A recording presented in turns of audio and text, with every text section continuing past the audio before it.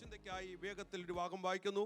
നമുക്കെല്ലാവർക്കും വളരെ പരിചയമുള്ള, പലപ്പോഴും വായിച്ചിട്ടുള്ള പ്രാർത്ഥനാ മീറ്റിങ്ങുകൾ, ഉപവാസ പ്രാർത്ഥനയൊക്കെ വായിച്ചിട്ടുള്ളതായ ഒരു വേദഭാഗമാണ് മീഖാ പ്രവചനം. അതിൻ്റെ 7-ാം അധ്യായം 7 മുതൽ 9 വരെയുള്ള വാക്യങ്ങൾ. മീഖാ പ്രവചനം 7-ാം അധ്യായം 7 മുതൽ ഉറക്കെ വായിക്കും, മൈക്കെടുത്ത് വായിക്കണമേ.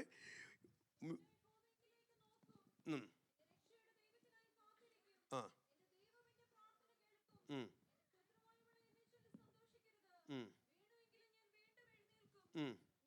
ഇരുട്ടുതിരുന്നാലും യഹോവ എനിക്ക് വെളിച്ചമായിരിക്കുന്നു. യഹോവ എന്റെ വ്യവഹാരം നടത്തി എനിക്ക് ന്യായം പാലിച്ചു തരുവോളം. മതി. Praise God, hallelujah. ഞാൻ ഈ സന്ദേശം വാസ്തവത്തിൽ ഈ ഒരു മെസ്സേജ് എടുക്കാനല്ല ഇന്ന് വന്നേ. സ്തോത്രം. ഞാൻ വേറെ മെസ്സേജിൻ്റെ ഒരു നമ്മുടെ ക്ലിപ്പും ഒക്കെ പ്രിപ്പയർ ചെയ്ത് ഞാൻ ഇന്നലെ രാത്രി നമ്മുടെ കെന്നസിന് അയച്ചു കൊടുത്ത് അതെല്ലാം പ്രിപ്പയർ ആണ്. പക്ഷേ ഇന്ന് രാവിലെ ദിവസത്തിൽ എഴുന്നേറ്റപ്പോൾ ദൈവാത്മാവ് മറ്റൊരു സന്ദേശം എൻ്റെ ഉള്ളിലേക്ക് തരാനും ഞാൻ അതിലേക്ക് ഇന്ന് പെട്ടെന്ന് ഡൈവേർട്ട് ചെയ്യാനിടയായി. സ്തോത്രം. ദൈവത്തിന് ഓരോ സന്ദേശങ്ങളും നമ്മളെ അറിയിക്കുമ്പോൾ ഒരു കാര്യം എനിക്ക് ഉറപ്പാ, ആരോടെങ്കിലുമൊക്കെ ഇതിന് സംസാരിക്കാനുണ്ട്. ആ ഒരു വിഷയവുമായിട്ട് വന്നിരിക്കുന്നവർ ഇതിനകത്ത് കാണും. ചിലപ്പോൾ അവരോടുള്ള ദൈവത്തിൻ്റെ ദൂത് അറിയിക്കാൻ വേണ്ടിയായിരിക്കാം ദൈവത്തിൻ്റെ വചനം വ്യക്തമായി ഡൈവേർട്ട് ചെയ്ത് വിടുന്നത്. ഇന്ന് പകൽക്കാലം അങ്ങനെ ദൈവസന്നിധിയിൽ ചിന്തിച്ചപ്പോൾ ദൈവം തന്ന ചില ചിന്തകൾ നിങ്ങളുമായി ഷെയർ ചെയ്യാൻ താല്പര്യപ്പെടുക. ഈ മീഖാ പ്രവചനം നമുക്കറിയാം. മീഖായെ സംബന്ധിച്ചിടത്തോളം യഹൂദരുള്ള 3 രാജാക്കന്മാർ ഭരിച്ചിരുന്ന കാലത്തുള്ള ഒരു പ്രവാചകനാണ് ഈ മീഖാ പ്രവാചകൻ. അതായത് സ്തോത്രം, ജോതാം, ആഖാസ്, ഹിസ്ക്കിയാവ് എന്നീ രാജാക്കന്മാരുടെ അതിൻ്റെ 1-ാം അധ്യായം 1-ാം വാക്യം വായിക്കുമ്പോൾ നമുക്ക് കാണാൻ കഴിയുന്നുണ്ട്. മീഖയുടെ 1:1 കാണുന്നുണ്ടത്.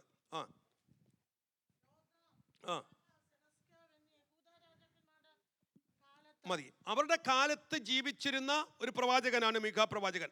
മാത്രമല്ല കർത്താവായ യേശുക്രിസ്തുവിന് ഏതാണ്ട് 700 വർഷങ്ങൾക്ക് മുമ്പ് പ്രവചിച്ച ഒരു പ്രവാചകനാണ് ഈ മീഖാ പ്രവാചകൻ.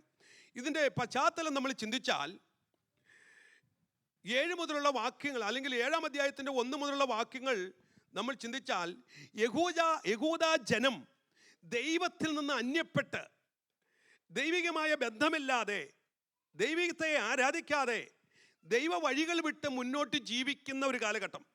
അധികാരികൾ പോലും കൈക്കൂലി മേടിച്ച് പ്രതിഫലം മേടിച്ച് ശുശ്രൂഷിക്കുന്ന ഒരു കാലം. അതാണ് അതിൻ്റെ പശ്ചാത്തലം.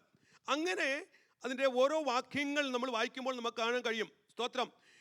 അതിൻ്റെ 1-ാം വാക്യത്തിൽ തിന്മാൻ മുന്തിരിക്കുലയുമില്ല. എന്നിട്ട് അതിൻ്റെ 2-ാം ഭക്തിമാൻ ഭൂമിയിൽ നിന്ന് നശിച്ചുപോയി. മനുഷ്യരുടെ ഇടയിൽ നേരുള്ളവരില്ല. അവരൊക്കെയും രക്തത്തിനായി പതിയിരിക്കുന്നു. ഓരോരുത്തൻ താൻ സഹോദരനെ വലവെച്ച് പിടിക്കാൻ നോക്കുന്നു. ദോഷം പ്രവർത്തിക്കുന്നു. അവരുടെ കൈ അതിലേക്ക് നീണ്ടിരിക്കുന്നു. പ്രഭു പ്രതിഫലം ചോദിക്കുന്നു. ന്യായാധിപതി പ്രതിഫലം വാങ്ങുന്നു. ദുരാഗ്രഹം പ്രസ്താവിക്കുന്നു. ഇങ്ങനെ അവർ പിരിമുറുക്കുന്നു. ചുരുക്കത്തിൽ ഈ ജനത്തിന്റെ സാഹചര്യം അവിടെ വിളിച്ചു പറയുന്നത്. ഈ ജനം ഇങ്ങനെ ഒരു അവസ്ഥയിലാണ്. യഹൂദ ജനം മുഴുവനും ഇന്നത്തെ കാലഘട്ടത്തിലേക്ക് നോക്കുമ്പോൾ ഏറെക്കുറെ ഈ രാജ്യം, ഈ ജനം, നമ്മുടെ പാർക്കുന്ന ചുറ്റുപാടുകൾ, നിങ്ങൾ ജോലി ചെയ്യുന്ന മേഖലകളൊക്കെ നമ്മൾ പരിശോധിച്ചാൽ ഒരുപക്ഷെ ദൈവവുമായിട്ട് ബന്ധമില്ലാത്ത ഒരു വിധത്തിൽ ഒത്തിരി പ്രതികൂലങ്ങളും പ്രതിസന്ധികളും ഒക്കെ അനുഭവിക്കുന്ന ഒരു മണ്ഡലത്തിൽ എത്തി നിൽക്കുന്ന ഒരു സാഹചര്യമാണ്. എങ്കിലും ഇതിൻ്റെ മധ്യത്തിൽ പ്രവാചകൻ പറയുക, ഇങ്ങനൊരു സാഹചര്യത്തിൻ്റെ മധ്യത്തിലാണ് ഞാൻ ജീവിക്കുന്നത്, എങ്കിലും ഞാനോ യഹോവയിലേക്ക് നോക്കും. സ്തോത്രം. ഇതുപോലെ പറഞ്ഞ മറ്റ് ചില വ്യക്തികളെ നമുക്ക് തിരുവനന്തപുരത്ത് കാണാൻ കഴിയും. ആരാന്നറിയാമോ? സാഹചര്യം അനുകൂലമല്ല, ചുറ്റുപാടുകൾ അനുകൂലമല്ല, എങ്കിലും ഹബക്കൂക്ക്, എങ്കിലും ഞാൻ എൻ്റെ ദൈവത്തെ സ്തുതിക്കും. മറ്റൊരു വ്യക്തി ഇതുപോലെ വിളിച്ചു പറയാനിടയായി. തൻ്റെ കൂടെ ഇറങ്ങിത്തിരിച്ച താൻ പിടിച്ചിറക്കിക്കൊണ്ടുവന്ന ജനം മുഴുവനും അക്കരെയുള്ള ദൈവത്തെ ആരാധിക്കാൻ, ജാതീയമായ ദൈവത്തെ ആരാധിപ്പാൻ സത്യദൈവത്തെ വിട്ടുമാറുമ്പോൾ അവൻ വിളിച്ചു പറഞ്ഞൊരു കാര്യമുണ്ട്, നിങ്ങൾക്ക് തിരഞ്ഞെടുക്കാം, പക്ഷേ ഞാൻ ഒരു കാര്യം ചെയ്യുന്നു, ഞാനും എൻ്റെ കുടുംബമോ ഞങ്ങൾ യഹോവയെ സേവിക്കും. അതുപോലെ ഈ പ്രവാചകൻ വിളിച്ചു പറയുന്ന ഒരു ഭാഗമാണിത്. നമുക്കറിയാം. സ്തോത്രം. ഇവിടെ ഈ ജനം വളരെ പ്രയാസം അല്ലെങ്കിൽ വളരെ സ്തോത്രം ഇതിന്റെ ഓരോ കാര്യങ്ങൾ ഓർത്താൽ ഈ ജനം ഈ ഹബക്കൂക്ക് മീഖായെ നോക്കി നിന്ദിക്കുന്ന പരിഹസിക്കുന്ന ഒരു മണ്ഡലത്തിലേക്ക് എത്തിയിരിക്കുക. ശത്രു പ്രവർത്തിക്കുന്ന പ്രവർത്തനങ്ങളൊക്കെ അവിടെ നമുക്ക് കാണാൻ കഴിയുന്നുണ്ട്. 7-ന്റെ താഴോട്ടുള്ള വാക്യങ്ങളിൽ ഒക്കെ അവിടെ നമുക്ക് കാണാൻ സാധിക്കുന്ന പ്രതികൂലമായി ശത്രു തനിക്കെതിരായി ജയഭേരി മുഴക്കി തനിക്കെതിരായി നിൽക്കുമ്പോൾ, ശത്രു തന്നെ നിന്ദിക്കുമ്പോൾ,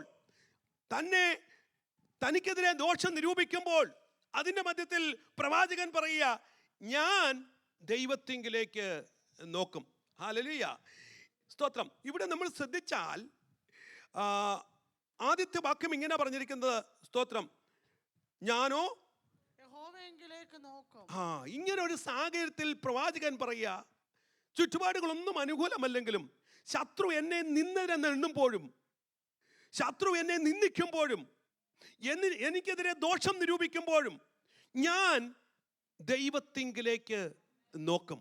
കാരണം ഒരു കാര്യം വ്യക്തമാ, സ്തോത്രം, പ്രതിസന്ധിക്കകത്ത്, പ്രതികൂലത്തിനകത്ത്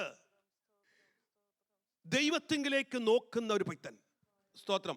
നമ്മുടെ ജീവിതത്തിൽ പ്രതിസന്ധികൾ വരുമ്പോൾ, പ്രശ്നങ്ങൾ വരുമ്പോൾ നമ്മുടെ കണ്ണുകൾ എങ്ങോട്ടാണ് നമ്മൾ ഉയർത്തുന്നത്?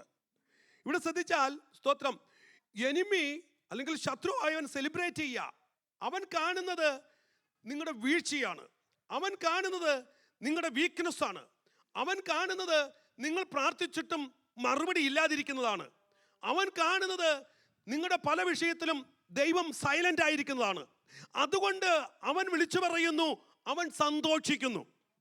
സ്തോത്രം. എന്നാൽ ഈ വചനം വായിക്കുമ്പോൾ ഇതിൻ്റെ മധ്യത്തിലും ഭക്തൻ പറയുക, ഞാൻ ദൈവത്തിങ്കിലേക്ക് നോക്കും. ഹല്ലേലൂയ. നമ്മിലേക്ക് നോക്കിയാൽ, ലോകത്തിലേക്ക് നോക്കിയാൽ, മനുഷ്യരിലേക്ക് നോക്കിയാൽ ഒരു പ്രതീക്ഷയ്ക്ക് വകയില്ല. എന്നാൽ അസാധ്യതകളുടെ മധ്യത്തിൽ, പ്രതിസന്ധികളുടെ മധ്യത്തിൽ നിങ്ങളുടെ കണ്ണ് സ്വർഗത്തിലേക്ക് ഉയർത്തിയാൽ, ഹല്ലേലൂയ, സങ്കീർത്തനക്കാരൻ പറയുന്നത് പോലെ, ഹല്ലേലൂയ, ഞാൻ എൻ്റെ കണ്ണ് പർവ്വതങ്ങളിലേക്ക് ഉയർത്തും. ഇന്ന് പകൽക്കാലം ഒരു കാര്യം ഞാൻ ഓർപ്പിക്കട്ടെ, ഇതിനകത്ത് നിങ്ങൾ ഇരിക്കുമ്പോൾ ഒരുപക്ഷെ പല പ്രശ്നങ്ങളിൽ കൂടി ആയിരിക്കാം പോയിരിക്കുന്നത്.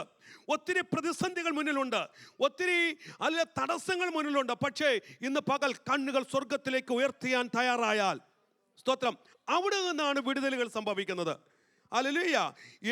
സ്തോത്രം, പ്രശ്ന സങ്കീർണമായ നിമിഷത്തിൽ കണ്ണുകൾ ദൈവത്തെങ്കിലേക്ക് ഉയർത്തുക. അങ്ങനെ ഉയർത്തിയ ഒത്തിരി പേരെ വചനത്തിനകത്ത് കാണാൻ കഴിയുന്നുണ്ട്. പൗലോസ് വിളിച്ചു പറഞ്ഞൊരു കാര്യമുണ്ട്, ഞാൻ വിശ്വാസത്തിന്, നിങ്ങൾ എന്ത് ചെയ്യണം? വിശ്വാസത്തിൻ്റെ നായകനും പൂർത്തി വരുത്തുന്നവരുമായ യേശുവിനെ നോക്കണം. യോബ് പറഞ്ഞൊരു സ്റ്റേറ്റ്മെന്റ് ഉണ്ട്, 5-ാം അധ്യായം അതിൻ്റെ 8-ാം വാക്യത്തിൽ. സ്തോത്രം, 5-ാം അധ്യായം 8-ാം വാക്യത്തിൽ, ഞാനോ ദൈവത്തിങ്കിലേക്ക് നോക്കുമായിരുന്നു,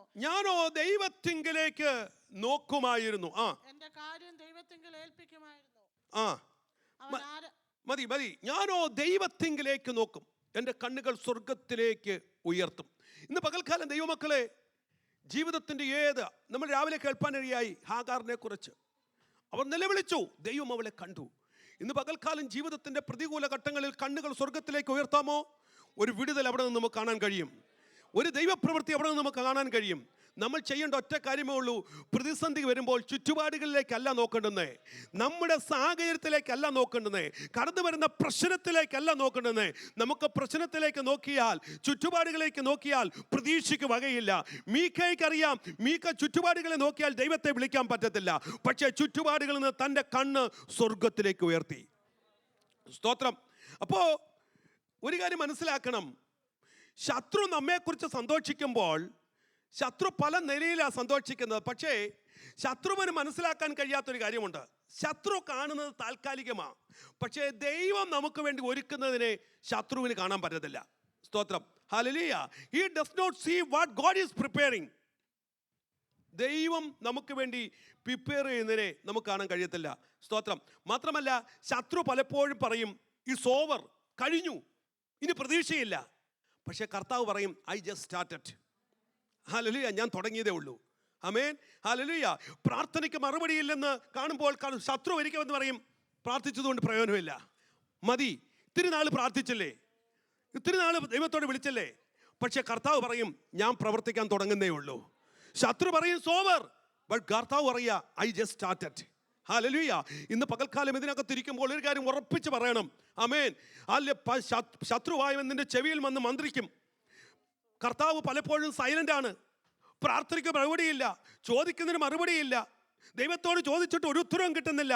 ഒത്തിരി നാളായി പ്രാർത്ഥിച്ചിട്ട് ഇങ്ങനെയുള്ള സന്ദർഭത്തിലാണ് പിശാച്, സ്തോത്രം, പാമ്പെന്ന പോലെ ഏദൻ തോട്ടത്തിൽ വന്നതുപോലെ നമ്മുടെ ചെവിയിൽ ഒരു ശബ്ദമായി വരും. എത്രയോ നാളുകൊണ്ട് പ്രാർത്ഥിക്കുന്നു മോളെ, എത്രയോ നാളുകൊണ്ട് നീ ചോദിക്കുന്നു, വല്ലതും ലഭിച്ചില്ലല്ലോ എന്ന ശബ്ദം. പക്ഷേ അന്നേരം പറയാൻ കഴിയണം, ഹല്ലേലൂയ, പിശാചേ, കർത്താവ് ഒരുക്കുന്നത് നിനക്ക് കാണാൻ കഴിയത്തില്ല. ഹല്ലേലൂയ. കർത്താവ് ഒരുക്കുന്നത് നിനക്ക് കാണാൻ കഴിയത്തില്ല. നീ കാണുന്നത് ഈ താൽക്കാലികമായിട്ടുള്ളതാ. ഇവിടെ പറയുക, അങ്ങനെ ഒരു സാഹചര്യത്തിൽ ഞാൻ ദൈവത്തിങ്കിലേക്ക് നോക്കും. രണ്ടാമത്തെ കാര്യം ഇവിടെ പറയുന്നു, ഞാൻ എന്ത് ചെയ്യും? ഒന്ന്, ദൈവത്തിലേക്ക് നോക്കും. രണ്ട്, എന്റെ ദൈവം എന്റെ പ്രാർത്ഥന കേൾക്കും. ഞാൻ ദൈവത്തിനായി കാത്തിരിക്കും. രക്ഷയുടെ ദൈവത്തിനായി കാത്തിരിക്കും. രക്ഷയുടെ ദൈവത്തിനായി ഞാൻ എന്ത് ചെയ്യും? കാത്തിരിക്കും. ഹല്ലേലൂയ. ഈ കാത്തിരിക്കുക എന്ന് പറഞ്ഞാൽ ഇതൊരു ആത്മീക പ്രഖ്യാപനം, ഇറ്റ്സ് എ ഡിക്ലറേഷൻ ആണ്. സാഹചര്യം അനുകൂലമല്ല, പ്രാർത്ഥിച്ചിട്ട് മറുപടിയില്ല, ചുറ്റുപാടുകളൊന്നും അനുകൂലമാണ്, പക്ഷേ സ്റ്റിൽ ഐ വെയിറ്റ്. ഞാൻ ദൈവത്തിനെ കാത്തിരിക്കുന്നു. അങ്ങനെ കാത്തിരിക്കാൻ ഇന്ന് പകൽക്കാലം എത്ര പേർക്ക് മനസ്സുണ്ട്? അല്ലേ, ചുറ്റുപാടുകളൊന്നും ക്രമമല്ല, പല പ്രശ്നങ്ങളുണ്ട്. പക്ഷേ പ്രവാചകൻ പറഞ്ഞതുപോലെ പറയാൻ കഴിയണം, എങ്കിലും ഞാൻ യഹോവയ്ക്കായി കാത്തിരിക്കും. ആമേൻ. കാരണം അവൻ അറിയാം, കാത്തിരിക്കുന്ന കാത്തിരിപ്പ് വെറുതെ ആയി പോകത്തില്ല. കാത്തിരിപ്പിനൊരു മറുപടി ഉണ്ട്. സ്തോത്രം. പ്രതീക്ഷിച്ചത് തന്നെ പ്രാപിക്കുവോളം ക്ഷമയോടെ കാത്തിരിക്കണം. ആമേൻ. ക്ഷമയോടെ കാത്തിരിക്കുന്നവർക്ക് മാത്രമേ എന്ത് കാണാൻ പറ്റുള്ളൂ? റിസൾട്ട് കാണാൻ പറ്റത്തുള്ളൂ. നമുക്ക് പലപ്പോഴും കാത്തിരിക്കുന്നതിന്, അല്ലെങ്കിൽ ക്ഷമയോടെ കാത്തിരിക്കുന്നതിന് വലിയ പ്രയാസമുള്ള കാര്യമാണ്. എന്നാൽ ഒരു കാര്യം മനസ്സിലാക്കണം, ഈ ക്ഷമയോടെ കാത്തിരിക്കുന്ന സമയമെന്ന് പറയുന്നത് ഒരു പ്രിപ്പറേഷൻ ടൈമാണ്, കർത്താവിൻ്റെ പ്രിപ്പറേഷൻ ടൈമാണ്. അതുകൊണ്ട് ഇവിടെ പ്രവാചകൻ പറയുക, ഞാൻ ദൈവത്തിനായി കാത്തിരിക്കും. അത് തന്നെ 40-ാം സങ്കീർത്തനത്തിൽ പറഞ്ഞിരിക്കുന്നത്, ഞാൻ യഹോവയ്ക്കായി കാത്തിരിക്കും, അല്ലേ, അവൻ എങ്കിലേക്ക് താൻ വരും. മറ്റൊരു ഭാഗം കഴിഞ്ഞ ആഴ്ച നമ്മൾ ചിന്തിച്ചു, യഹോവയ്ക്കായി കാത്തിരിക്കുന്നവർ ശക്തിയെ പുതുക്കും. ഇന്ന് പകൽക്കാലം, ഹല്ലേലൂയ, നിന്റെ ബലം ക്ഷയിച്ചു പോകുന്ന സന്ദർഭത്തിലും നീ കാത്തിരിക്കാൻ തയ്യാറായാൽ നിന്റെ കാത്തിരിപ്പിനൊരു മറുപടി ലഭിക്കും. ഹല്ലേലൂയ. സ്തോത്രം. ഉഷസ്സിനായി കാത്തിരിക്കുന്നവരെ പോലെ എന്ന് പറഞ്ഞാൽ അർത്ഥം, ഒരു ഉറപ്പവനുണ്ട്. രാത്രിയിൽ അവൻ യാമത്ത് മൊത്തം കാവലിരിക്കുമ്പോഴും അവൻ്റെ ഉള്ളിലൊരു ഉറപ്പുണ്ട്, ഒരു ഡേ വരാൻ പോകുക, ഒരു ഉഷസ് വരാൻ പോകുക, അല്ലെങ്കിൽ ഒരു പ്രഭാതം വരാൻ പോകുക, ഒരു ഉറപ്പ് അവനുണ്ട്. പ്രഭാതത്തിനായി കാത്തിരിക്കുന്നത് പോലെ ഇന്ന് പകൽക്കാലം ഏതെങ്കിലും വിഷയം ഇതിനകത്ത് പ്രാർത്ഥിക്കുന്ന ആരെങ്കിലും ഉണ്ടെങ്കിൽ അവരോട് ദൈവത്തിൻ്റെ ആത്മാവ് വിളിച്ചു പറയുക, ഹല്ലേലൂയ, സ്തോത്രം, രാത്രി കഴിഞ്ഞൊരു പ്രഭാതം വരുന്നത് പോലെ നിന്റെ പ്രാർത്ഥനയ്ക്ക് ഒരു മറുപടി വരാൻ പോകുക. ഒരു പ്രൊഫറ്റിക് വേടായിട്ട് ഇത് ഏറ്റെടുത്തോ കർത്താവ്. ചില കുടുംബങ്ങളിൽ, ചില വ്യക്തികളിൽ, ഹല്ലേലൂയ, നിന്റെ കാത്തിരിപ്പിന് ഒരു പരിഹാരം വരുത്താൻ, നിന്റെ പ്രാർത്ഥനയ്ക്ക് ഒരു പരിഹാരം വരുത്താൻ, നിന്റെ വിഷയത്തിന് ഒരു പരിഹാരം വരുത്താൻ ഇന്ന് പകൽക്കാലം ദൈവത്തിന്റെ ആത്മാവ് നിന്നോട് തന്നെയാ ഈ ദൂത് വിളിച്ചു പറയുന്നത്. ഹല്ലേലൂയ. വിശ്വാസത്തോടെ പറയണം, എൻ്റെ കാത്തിരിപ്പ് പാഴായി പോകത്തില്ല. ഞാൻ കാത്തിരിക്കുന്നത് ഒരു ജീവനുള്ള ദൈവത്തിനാണെങ്കിൽ പ്രവർത്തിക്കാൻ കഴിയുന്ന ഒരു ദൈവമുണ്ട്. രാത്രി കഴിഞ്ഞ് പ്രഭാതം പൊട്ടി വിളരുന്നത് പോലെ നിന്റെ വിഷയത്തിന്മേല്, അല്ല സ്തോത്രം, നിന്റെ പ്രാർത്ഥനയുടെ വിഷയത്തിന്മേല്, നിന്റെ കാത്തിരിപ്പിന്മേല് ഒരു പ്രഭാതം പൊട്ടി വിളരുന്ന ദിവസങ്ങൾ ആസന്നമായിരിക്കുന്നുവെന്ന് പ്രവർത്തിക്കൽ ആത്മാവ് വിളിച്ചു പറഞ്ഞാൽ എത്ര പേരുണ്ട് ദൂതേറ്റെടുക്കാൻ? ഹല്ലേലൂയ. ഞാൻ സ്തോത്രം യഹോവയ്ക്കായി കാത്തിരിക്കും. മൂന്നാമത്തെ കാര്യം പറയുക, സ്തോത്രം, ഞാൻ വീണുവെങ്കിലും, അല്ലേ, ഞാൻ വീണുവെങ്കിലും വീണ്ടും എഴുന്നേൽക്കും. ഹല്ലേലൂയ. സ്തോത്രം. Your story is not determined by your fall but by your rise. നിന്റെ ജീവിതത്തിന്റെ സ്റ്റോറി നിന്റെ വീഴ്ച കൊണ്ട് അവസാനിക്കുന്നതല്ല, പക്ഷേ അവിടെ നിന്ന് നീ എഴുന്നേൽക്കുന്നതിൽ തുടങ്ങുക നിന്റെ ജീവിതം. ഹല്ലേലൂയ. നമ്മുടെ ഇവിടെ പറഞ്ഞിരിക്കുന്നു, അത് 8-ാം വാക്യം ഇങ്ങനെയാണ്, ശത്രുവായവളെ, എന്റെ ശത്രുവായവളെ എന്നെ ചൊല്ലി സന്തോഷിക്കരുത്. എന്നെ കൊല്ലി നീ അവന്റെ വീഴ്ച കണ്ടിട്ട് സന്തോഷിക്കുക. നമുക്കറിയാം, ഏറ്റവും അധികം ജീവിതത്തിൽ പരാജയങ്ങൾ സംഭവിക്കുമ്പോൾ, പ്രാർത്ഥനയുടെ മറുപടി ലഭിക്കാതിരിക്കുമ്പോൾ സന്തോഷിക്കുന്നൊരു ശത്രുവുണ്ട്. സ്തോത്രം.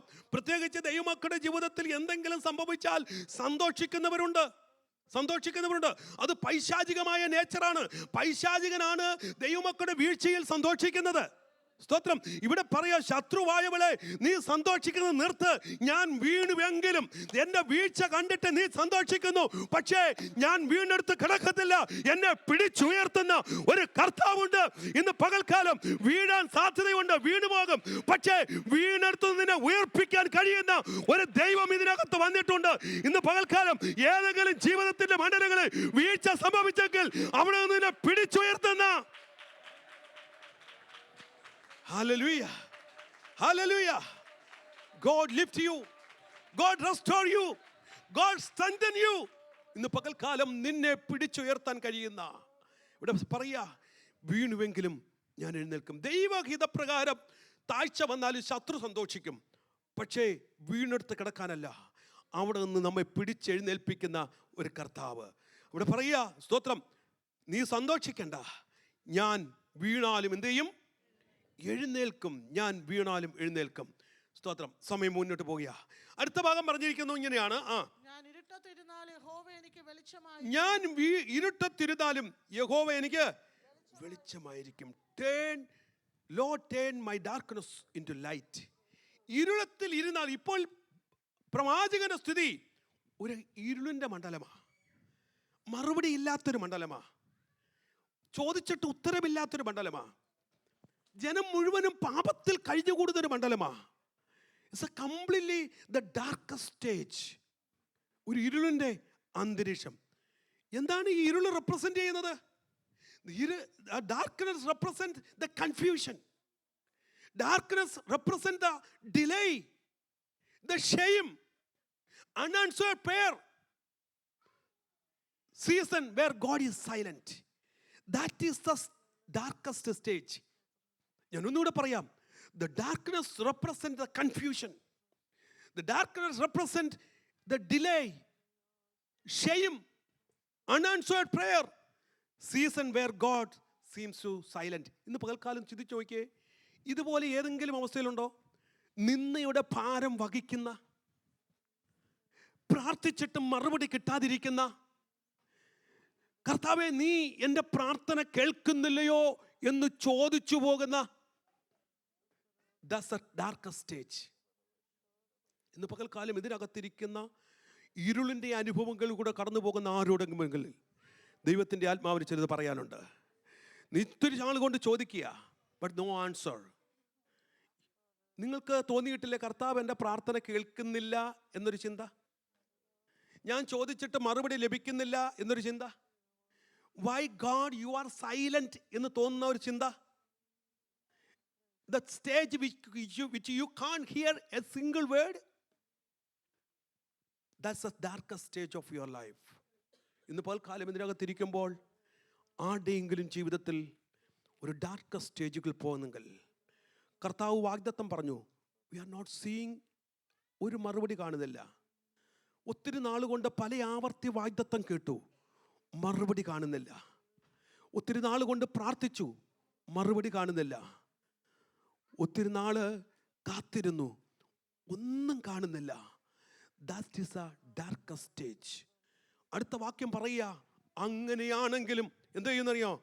പക്ഷേ എങ്കിലും കർത്താവ് പ്രവാചകൻ പറയുക, but I know the Lord shall be my light.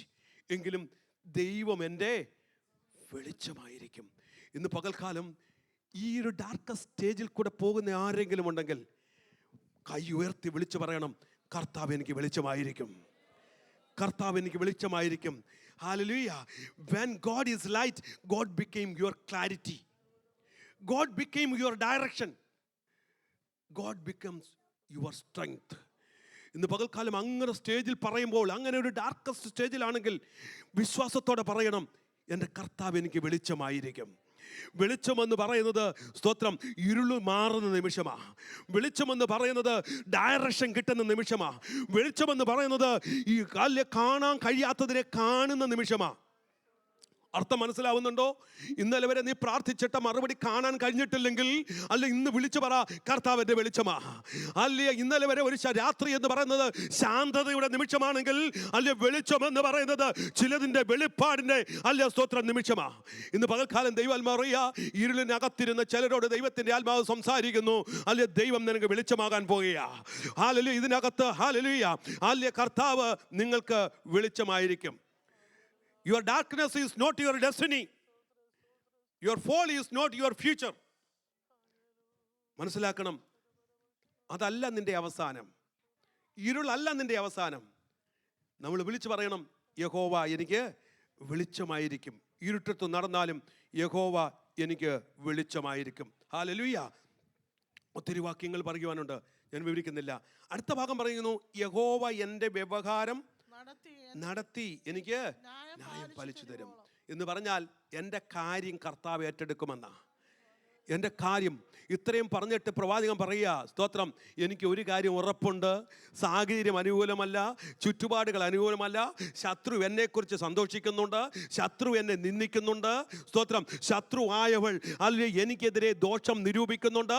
പക്ഷെ ഒരു കാര്യം എനിക്കറിയാം, യഹോവ എൻ്റെ വ്യവഹാരം നടത്തും, യഹോവ എൻ്റെ കാര്യം ഏറ്റെടുക്കും. എൻ്റെ എല്ലാ കണ്ണുകളും ദിവസം അടയട്ടെ.